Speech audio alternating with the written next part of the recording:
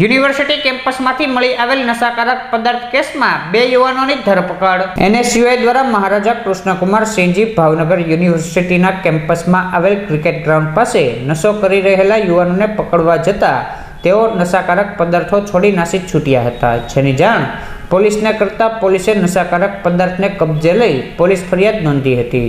જે ફરિયાદના આધારે તીર્થ ચિંતનભાઈ વાઘેલા અને જુનેદ રજાકભાઈ અગવાનને ઝડપી લઈ ધોરણસરની કાર્યવાહી હાથ ધરી હતી.